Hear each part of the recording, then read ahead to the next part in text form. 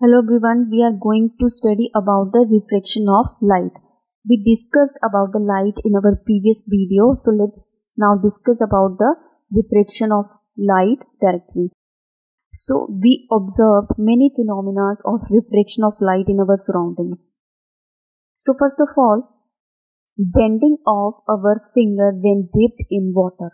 You can see when you dip your finger in a glass of water, the glass should be transparent so that you can see your finger.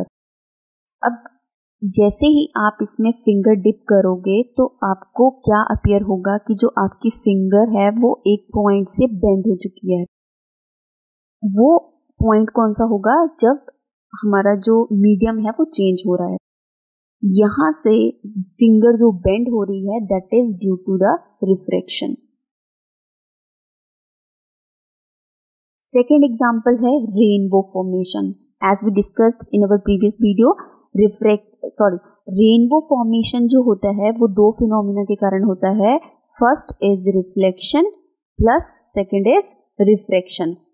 जो droplets होती हैं, water droplets, उसमें से जैसे ही sun rays पास होती हैं during the rain, तो हमारे पास जो वहाँ पे दो फिनोमिना होंगे, reflection plus refraction of light. तो हमारे पास व्हाइट लाइट जो है वो 7 कलर्स में एक्सपैंड हो जाती है. That is the formation of rainbow. Third one is the twinkling of stars. Stars जो है वो ट्विंकल करते हैं. एज यू नो, स्टार हमें ट्विंकल करते हुए क्यों दिखाई देते हैं? क्योंकि इसकी पोजीशन जो है वो एग्जैक्ट पोजीशन एक होती है, बट हमें इसकी वर्चुअल पोजीशंस जो है वो डिफरेंट दिखाई पड़ती हैं. That is due to the refraction phenomena. जो हमारे पास इन्वायरमेंट है हमारा, उसमें as we are moving from certain height to a lower point, the densities or refractive index of the environment is continuously changing. तो अगर refractive index हमारे पास उसका चेंज हो रहा है, डेंसिटी चेंज हो रही है, तो हमारे पास हर पॉइंट पे जैसे ही उस स्टार की लाइट हमारे आईज तक जो है वो पहुंचेगी, हर पॉइंट पे क्या हो रहा है? रिफ्रैक्शन हो रहा है. रिफ्रैक्शन हो रहा है मीन्स कि जो लाइट है वो हर पॉइंट पे बेंड हो रही है. तो हमें स्टार की पोजीशंस जो है, वर्चुअल पोजीशंस जो है वो डिफरेंट अपीयर होती हैं. So due to the change in position of the stars, that is the virtual positions, तो हमें वो स्टार जो है वो ट्विंकल करता हुआ दिखाई देता है. So these are the 3 examples. There are many but these are only 3. So let's discuss about the refraction of light. So when a ray of light goes from one medium to another medium, it bends from its straight path. This is actually a phenomena of refraction. जैसे ही हमारे पास एक medium से दूसरे medium में रे जो है वो पास होती है, तो हमारे पास वो जो रे ऑफ लाइट है वो अपने पाथ से, स्ट्रेट पाथ से, as you know already that जो लाइट रेज होती हैं उसका स्ट्रेट पाथ होता है. कोई भी एक मीडियम में रे पास करेगी तो हमारे पास उसका पाथ कौन सा होता है? Straight path. बट अब एक मीडियम से जब दूसरे मीडियम में रे जो है वो पास करेगी, इस पॉइंट से वो फर्स्ट मीडियम से दूसरे पॉइंट में मीडियम में एंटर कर रही है, तो इस पॉइंट पे जो पाथ है वो हमें क्या अपीयर होगा कि वो बेंड हो रही है रे.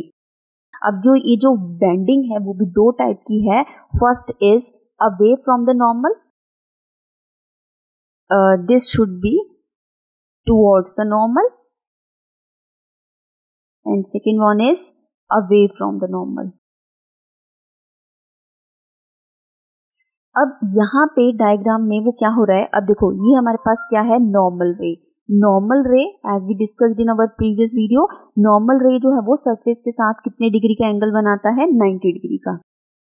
तो हमारे पास जैसे ही ये इंसिडेंट रे, ये कौन सी रे है? इंसिडेंट रे एक मीडियम से दूसरे मीडियम में पास हो रही है, तो इस पॉइंट पे ये जो रे ऑफ लाइट है वो अपना पाथ चेंज कर लेती है. अब ये किस पे डिपेंड करेगा कि हमारे पास जो रे है, इंसिडेंट रे है, वो जब रिफ्लेक्ट होगी तो वो टुवर्ड्स द नॉर्मल होगी या फिर अवे फ्रॉम द नॉर्मल होगी. वो डिपेंड करेगा डेंसिटीज ऑफ द मटेरियल पे, मींस दोनों की जो डेंसिटी होगी। सपोज ये हमारे पास रेयरर मीडियम है, फर्स्ट मीडियम रेयरर मीडियम है, दूसरा मीडियम हमारे पास है डेंसर मीडियम।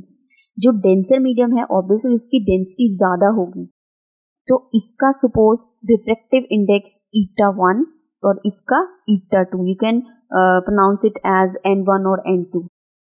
तो n1 n2 क्या है, इसके रिफ्रैक्टिव इंडेक्सेस है। तो अगर ये डेंसिटी डेंसर मीडियम की ज्यादा है, it means n2 should be large than n1। तो जब भी एक रेयरर मीडियम से रे डेंसर मीडियम में पास करती है तो ये टुवर्ड्स द नॉर्मल जो है वो बेंड हो जाएगी, that is the refraction of light. कौन सी रिफ्रैक्शन होगी, वो टुवर्ड्स द नॉर्मल।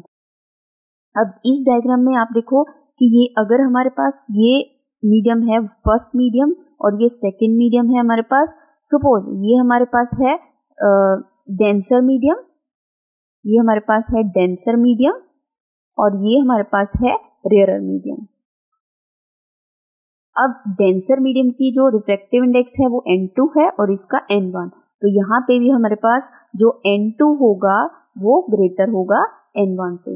अब हमारे पास जो डेंसर मीडियम से रे जो है वो रेयरर मीडियम में पास कर रही है, तो जो रे ऑफ लाइट है वो away from the normal bend होगी। ये हमारे पास कौन सी रे होगी, refracted ray. This will be equal to refracted ray. और ये हमारे पास क्या है, इंसिडेंट रे, और ये हमारे पास क्या है, नॉर्मल, राइट, ये इंसिडेंट रे है। अब हमारे पास यहाँ पे भी दो एंगल की फॉर्मेशन होती है, first is angle of incidence and second is angle of refraction. अब यहाँ पे angle of incidence as in case of reflection of light, angle of incidence कौन सी दो रेज के बिटवीन होगा, between the angle formed between normal ray and and incident ray is equal to angle of incidence.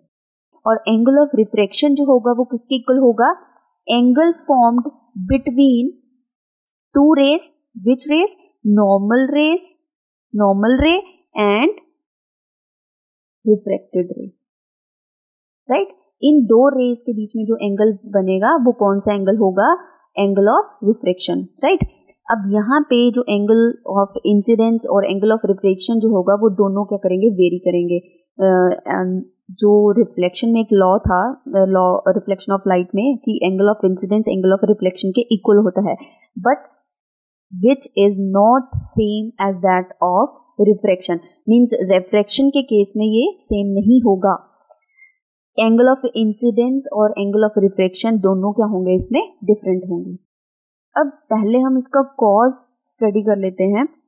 जो cause है वो refraction का क्या होता है, जो हमें पता है कि जो स्पीड ऑफ लाइट है, speed of light in vacuum कितनी होती है, c is equal to 3 into 10⁸ metre per second, जो कि सबसे ज्यादा होती है। जो हाईएस्ट स्पीड होती है वो किसमें होती है, लाइट की, वैक्यूम में। ये किसमें होती है, वैक्यूम में। अब हमें पता है कि जो स्पीड ऑफ लाइट है वो हर मीडियम में डिफरेंट होती है।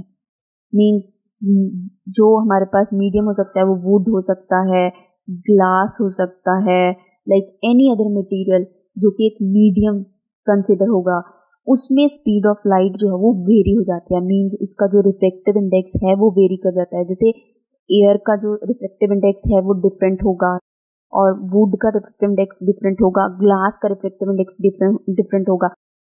इनका रिफ्रैक्टिव इंडेक्स क्यों डिफरेंट होगा, क्योंकि इनकी डेंसिटीज डिफरेंट होती हैं। इनकी डेंसिटीज डिफरेंट होंगी तो इनका जो रिफ्रैक्टिव इंडेक्स है वो डिफरेंट होगा। तो हमारे पास जो स्पीड ऑफ लाइट है वो भी सब केसेस में, सब मीडियम्स में क्या होगी, डिफरेंट होगी। तो जैसे ही स्पीड चेंज होती है, जैसे हम यहाँ पे एक डेंसर मीडियम से रेयरर मीडियम में जा रहे हैं, तो डेंसर सपोज हमारे पास क्या है, वाटर।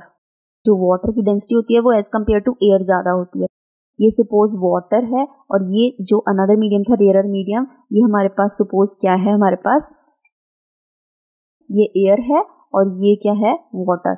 जैसे ही रे ऑफ लाइट जो सपोज सनलाइट जो है वो कहाँ से कहाँ एंटर हो रही है, वाटर से एयर में एंटर हो रही है, तो स्पीड ऑफ लाइट वाटर में डिफरेंट होगी और एयर में डिफरेंट होगी। तो इस पॉइंट पे जैसे ही स्पीड ऑफ लाइट वेरी करती है, तो यहाँ पे जो रे ऑफ लाइट है वो अपना पाथ भी वेरी कर लेगी, तो अपने स्ट्रेट पाथ से वो बेंड हो जाती है।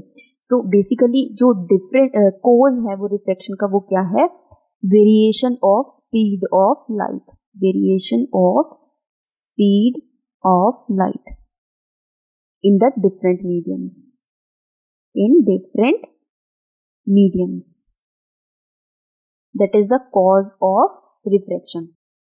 अब लॉज देख लेते हैं इसके क्या है। फर्स्ट लॉ है हमारे पास, ratio of sine of angle of incidence to the sine of angle of refraction is always constant, और इसको हम और क्या कहते हैं, स्नेल्स लॉ ऑफ रिफ्रैक्शन। तो मैथमेटिकली क्या है ये, mathematically sine I upon sin R means sine of angle of incidence and sine of angle of refraction is always constant, और ये जो कांस्टेंट है वो किसके इक्वल होगा, n2 upon n1 means refractive index, it is the ratio of refractive index of medium 2 with respect to medium 1. So this was the first law, and the second law is same as that of the law of reflection, that incident ray, normal ray and refracted ray all lie in the same plane, means अगर हमारे पास XY plane हम use कर रहे हैं तो तीनों के तीनों रेज जो है वो सेम प्लेन में होने चाहिए। Now the last one, what is refractive index? अब मैंने ऑलरेडी आपको बता दिया है कि रिफ्रैक्टिव इंडेक्स किससे वेरी करता है, डेंसिटी से। जैसे डेंसिटी वेरी कर रही है तो हमारे पास रिफ्रैक्टिव इंडेक्स वेरी करता है, तो इसीलिए वहां पे स्पीड ऑफ लाइट वेरी करती है। तो बेसिकली तो इसकी डेफिनेशन हमारे पास क्या बनती है, it is the ratio of speed of light in vacuum that is c to the speed of light in medium, मतलब मीडियम कोई भी हो सकता है, तो इसकी रेशियो किस चीज की बनी, speed of light in vacuum that is c and speed of light in medium that is v। तो किसी भी मीडियम में जो वेलोसिटी ऑफ या स्पीड ऑफ लाइट होती है वो हम किससे डिनोट करते हैं, v से। तो इन दोनों की रेशियो जो है वो क्या हमें यहाँ पे फॉर्मेशन देती है, that is refractive index. So thank you so much for watching my video.